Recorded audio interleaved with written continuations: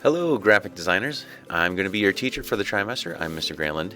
And real quick, I just wanted to welcome you to class and kind of show you around and some of the things that we're going to do. Okay? So here we are. We're starting off in our Schoology page. This is where we're going to land most of the time.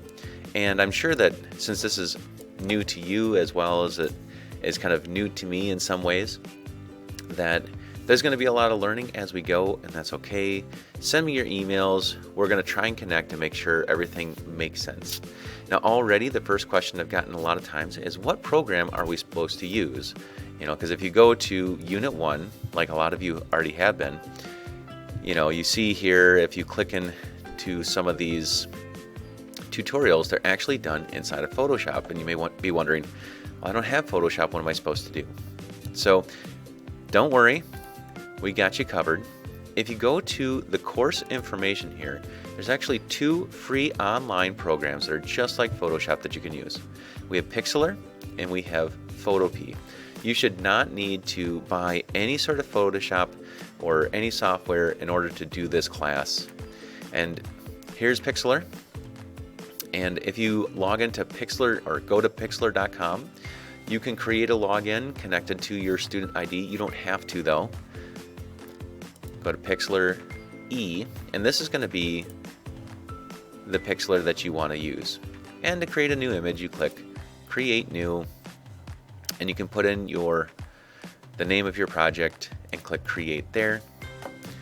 Inside of Photopea, this is what I recommend most. Photopea works better, and it is more similar to Photoshop than Pixlr.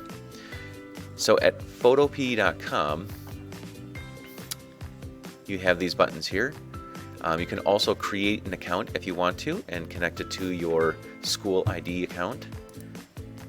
And you go to New Project and you can choose between inches. Usually I do inches. And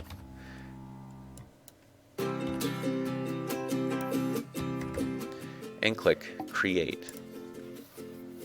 So now you have all of these tools here at your disposal. Now these tools are almost identical to the tools found in Photoshop. Just like up at the top, these tools up here and these filters and menus are almost identical to Photoshop as well. Okay, it's going to take some time to do some learning and figuring out the correct pace for this class to go, but keep sending me your emails and we'll make sure we get all connected. Now as I go along, I'm going to be posting more videos that are directly tied to each assignment. So for each of these, you see that there's already some tutorials in here. I'm going to be going through these and kind of refreshing these and creating tutorials that are using Photopea or Pixlr for all of these assignments so that you can find them right inside of the project. And I'm also going to be extending deadlines and pushing them back till we get to the right pacing and we feel like we're all on board with the same thing. Now the way this class runs is it's primarily run asynchronously. So that means that you're going to do the content for this course more or less at your own pace. Now I have due dates when I'm going to be checking for assignments, and you'll turn things in and I'll grade them, and that whole thing is going to go. So mostly you're on your own for this. I will be posting office hours. They're going to be every Thursday. I am going to be logging in to have a quick Zoom session as many mornings as I'm able to do it, and also during 5th hour. And I'll have those times posted here with Zoom links with some office hours. Now, because I'm doing this class as what's called an overage as a teacher, my office hours are much more limited. So right now, every Thursday at 0 hour, so between 7:30 and 8:10 in the morning, I'll be running a Zoom session where you can ask me questions live while we do that.